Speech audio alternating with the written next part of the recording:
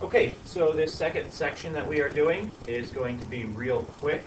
We are talking about rectangles, which is the first of our three special kinds of parallelograms that we are going to discuss in this chapter.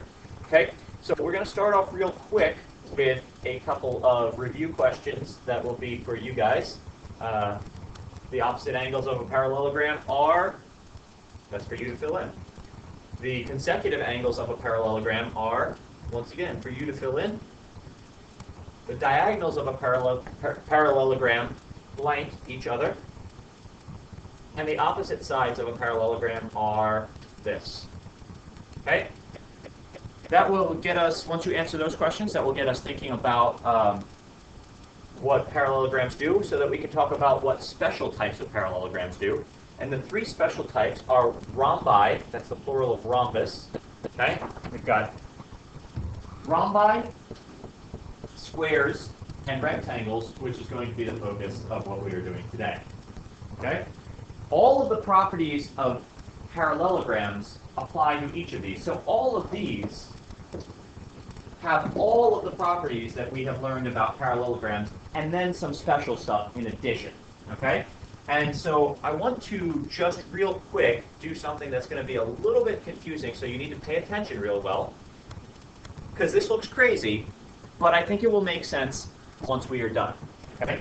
So what we are doing is a kind of diagram here that helps us put into perspective all of the different types of shapes we are learning about. So out here in the very outside, we have polygons. Okay? That is all types of shapes that are connected by lines where you don't have anything crazy like that. That's clearly not a polygon, but anything where you only have two vertices meeting, or two lines meeting at a single vertex, that sort of thing. Those are your polygons. So out here, where I have drawn polygons, so the whole board represents what a polygon is. Okay? Just 1 second. So all of these things that you see are inside of the polygons section, so they are going to be polygons. Right? Now, inside of the group of polygons, we have right here, these are going to be quadrilaterals.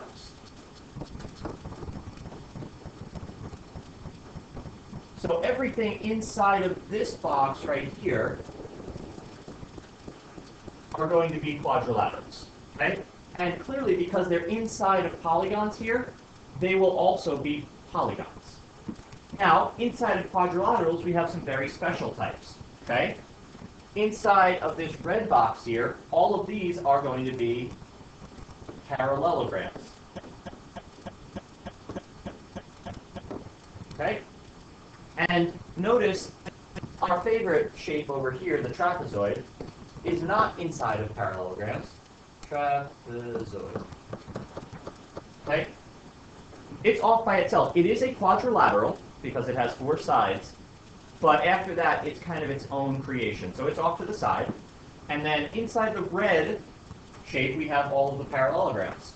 And then we have our three special kinds of parallelograms inside of that. As we know, the green one here, these are all the rectangles. The blue ones here, these are our rhombi. And notice that the yellow one here is a little bit special. It's not inside of another one. It is inside of both rectangles and rhombi. This is our old friend, the square. Squares. Okay? Squares, notice, are both rectangles and rhombi. Okay? And a square cannot be one without the other. It is both a rhombus and a rectangle. We will learn more about what that means later on, but it's just important to know where all of these things fit. Clearly, squares, rectangles, rhombi, and parallelograms, they are all parallelograms, and then with the parallelograms, they're all quadrilaterals. Trapezoid's off by itself, and all quadrilaterals are polygons. Okay? So that's just putting everything into perspective. And now we can move on and do some math. Okay? The rectangle corollary is, it's not a theorem, but it is a corollary. it says that a quadrilateral is a rectangle if and only if, sorry about that, if and only if it has 4 right angles. Don't know what happened there. It has 4 right angles. Okay, so that's easy enough to understand. A quadrilateral is a rectangle if and only if it has 4 right angles. So if, as long as a shape has 4 right angles, you automatically know that it is a rectangle, and therefore it is a parallelogram as well, as we just talked about in the previous slide. So for our example, angle A, angle B, angle C, and angle D are right angles. So if a quadrilateral is a rectangle, then it has 4 right angles. And the other way around too. If a shape has 4 right angles, then it is a rectangle. Okay? Very easy to understand. What value of y will make the parallelogram a rectangle? I believe the question was a little bit misleading with the word quadrilateral, so I crossed it out and I put parallelogram.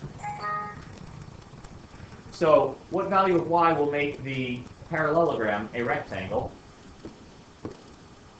What does this have to be? And so what would y be is for you to figure out.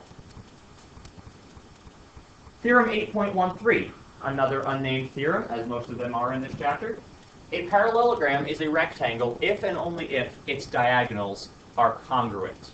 Okay? Now this is very similar to what we talked about last time with saying that diagonals bisect each other. But notice, what we were doing last time was we were saying, I'm going to shrink this again so that I can bring up my magic pen.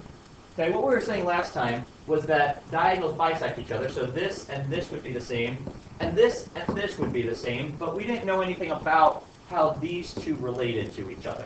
Okay? For a rectangle, we have a very special relationship in that every one of these is going to be congruent. Okay? So if we put a letter right here, E, BE would be the same as EC, would be the same as AE, would be the same as DE. Okay? They're all going to be exactly the same. Okay? So for our example, if ABCD is a rectangle, then AC is congruent to BD. Okay? The other way of saying it is we've got this, and both of them, both diagonals are exactly the same. Okay? So let's move on.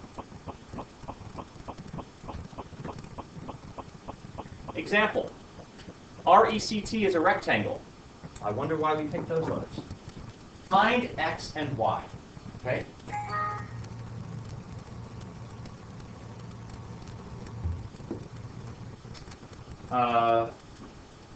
So we know that this and this must be equal to each other. So we can very easily say, because we know it's a rectangle, we can say that those are equal to each other. So then we can say that 2x minus 5 is equal to 13. And very easily solve that to say that x is going to equal 9. Okay? So we've got that, and once we have that, we are done with x, and then we have to figure out what y is. So we've used that. We've used the theorem 8.13, I believe, to find what we just did here. And now we need to use a different theorem, or rather the rectangle corollary, because we know if this is a rectangle, then this angle must be 90 degrees. Okay? So we know that 63 plus 9y must equal 90.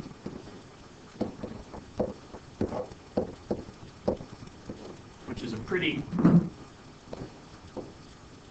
simple thing to do. 9y equals 27. So y must equal 8. Super simple, right? Moving on. Right? The diagonals of a rectangle are, you know what? That's just, this page is just what we already did. So I'm going to skip it. And I'm going to skip that. And we come up to this question. This one is for you. RSTU is a rectangle, find Z. Should not be hard. RSTU is a rectangle, find Z. Not hard. And And that is it. Believe it or not, we just finished a video in 10 minutes. See you later.